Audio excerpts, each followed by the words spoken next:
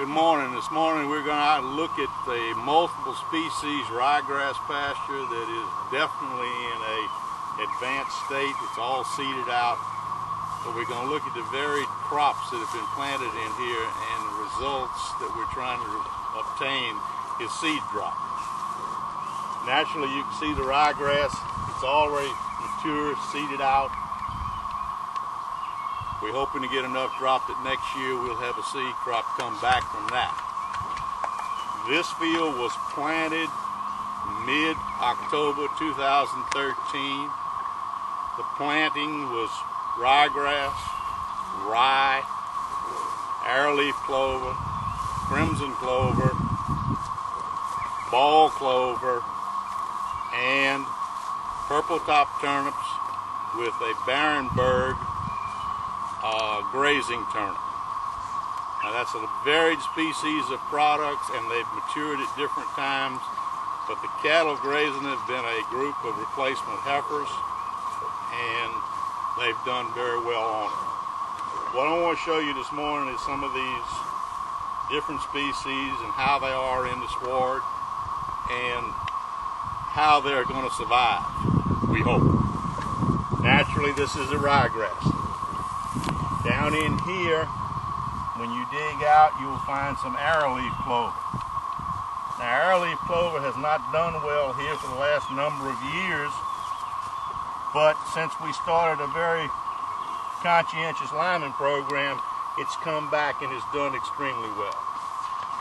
One of the other clovers that we're looking at in here right now is crimson. Of course, it's already seeded out, and more than likely all of that seed pod has dropped. No, it hasn't dropped yet, but it will. By the time these cattle come through here and graze this, they'll knock a lot of those seeds off. The other clover component in here is this ball clover. Back over here, it has done extremely well in this location. We're really pleased with it. Now, some of you are going to probably say that, gee, you waited too long to graze this. Well, you're probably right. If you look up there in the foreground, you see an awful lot of material on the ground. But that material is not waste. That material is something that we are planning on and trying to feed the microbes in the soil. See if I can walk over here and find one of these turnips. The turnips have matured out. They have seeded up and have, this is what's still standing. This is that forage turnip. We planted them a little heavy this year. We planted them 2 pounds to the acre, and you couldn't walk in the field because it was kind of like walking on ball bearings. But the cows really enjoyed it. They ate the fire out of them.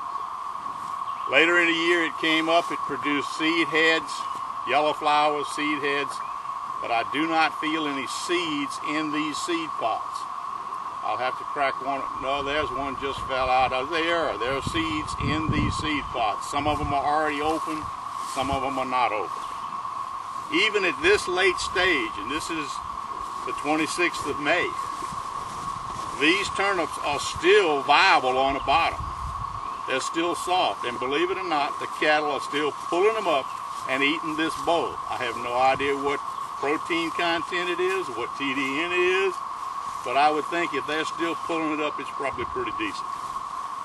Now, if I walk back on the other side of the wire, I'm going to try to find you what's left of this turnip product after these cows have grazed. Here's one right here in front of the camera person. This is what's left. And the only reason it's left is pure lignin. There's a little bit of the bulb left right there, but it's just as dry and as hard as you ever wanted to please. The little bit of the stalk is left. They've eaten the top part of it for some reason or other. Don't ask me why. But that's what's left. So we think that this is a viable pasture. The thing that I want to show you a little bit later, it takes us about 6 days to get these 20-something animals across one of these cells. These cells are about 90 feet wide and 300 feet long probably. We break it. It takes 6 days, 5 to 6 days, depending on what we're doing, to get them across. And in a minute we'll walk back down the lane and show you the regrowth that is occurring even after this much material has been put back down on the ground. That's the secret, we believe, of this soil health enhancement.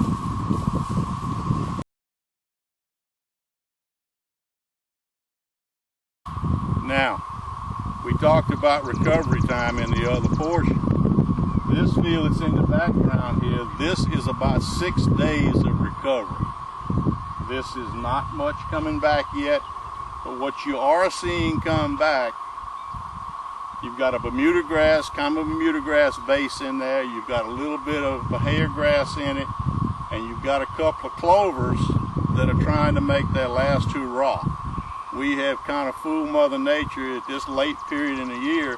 We're trying to get her to grow some more plant and produce some more seed, and if we don't put the cattle in to eat it down, we'll get that objective. Now, we have to run the cattle back through here and take all that good material off. We're not going to get as much recovery of seed. But that's 6 days of recovery.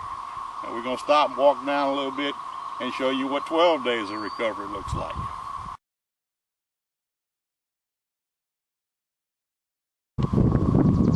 Okay, we looked at the 6 days recovery period.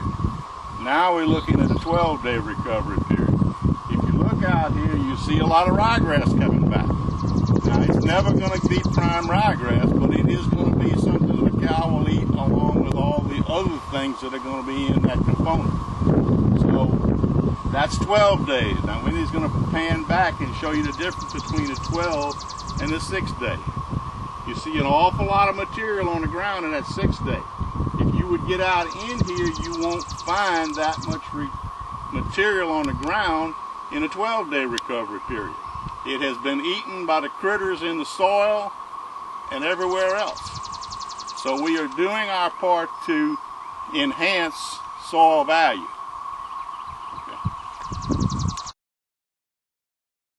Okay. Now, this is an 18-day recovery. You see the ryegrass is almost knee-deep. It's thin, there's not a lot of it here. You see an awful lot of material on the ground, on the surface. There's a lot of ryegrass that's been stomped down. It's had manure added to it. Manure is the secret of all of these soil enhancement programs, in my estimation. From what I'm reading, that's what I hear. That you have to have the animal component in order to make this whole system fly. Now, one of the unique things I want to show you right here, this is that arrowleaf clover plant. Look how much growth. That's like 18 inches of growth. Now, it's mature, but it's still putting out nitrogen, we hope, in the soil. That's what it's here for. And even though it's been grazed off 4 times actually, you have still got something left in the soil that it regrows from. And that's where we think we're getting our soil enhancement benefits out of that program. Also down in here, you will see, when you get in there and pull it out, you'll see some real fine Bermuda grass stems, common. Cows really love it when they come back. When they come back, remember, it's going to be the 5th rotation through this 12-acre field since December the 2nd of 2013. 5 rotations. That's pretty good.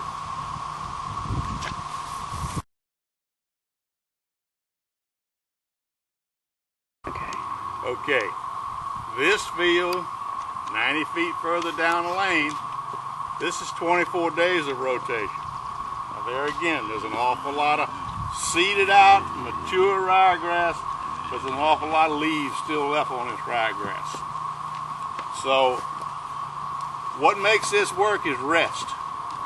Don't let those animals in there until it gets back to an area where they can graze. In the background, you hear them hollering. And they want to get in here, but I'm going to make them eat that tough stuff over there first. Now, this is another one of those arrowleaf plants. And we're going to zoom in a little closer on it. Look at the classic arrow on the leaf. Look at the way that the leaf itself is shaped. That's a good plant. Like I say, years ago we couldn't grow this plant here. We've now started on a real tight liming program. Every year we put down a certain amount of lime, and these clover plants are flourishing from it, folks. This, to me, it is the secret of growing clover, other than the fact you have to use a clover seed in order to get it started. Now, there's some people in the world will tell you that if you get your soil right, the clover is gonna come. Yeah, that's true, but it's gonna take a whole lot longer. So put a little seed out there, give it the right growth characteristics, and you'll see some real fine forage for your animals.